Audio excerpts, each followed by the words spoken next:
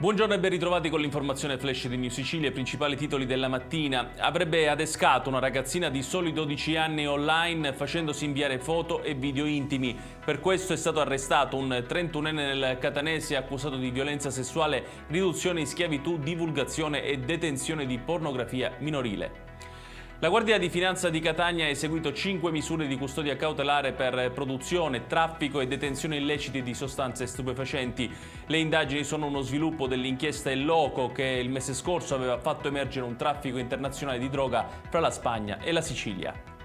Uso indebito dei fondi del PNRR, questo quanto contestato ai vertici di 2 società palermitane nella sezione siciliana della Procura europea. L'inchiesta ha portato al sequestro di 165.000 euro e all'iscrizione nel registro degli indagati di 4 persone.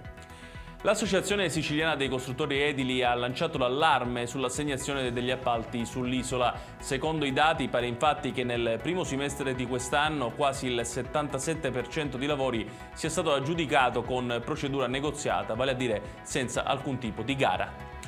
Addio Pizzo Catania ha comunicato di aver ricevuto negli ultimi giorni 5 bonifici sul proprio conto corrente per un totale di 3.500 euro. Secondo l'associazione antimafia però si tratterebbe di donazioni provenienti da soggetti appartenenti a Cosa Nostra con il chiaro intento di ottenere sconti di pena. Ed è tutto per questa edizione, tutti i dettagli su queste notizie li trovate come sempre sul nostro sito www.newsicilia.it. Grazie per averci seguito e arrivederci.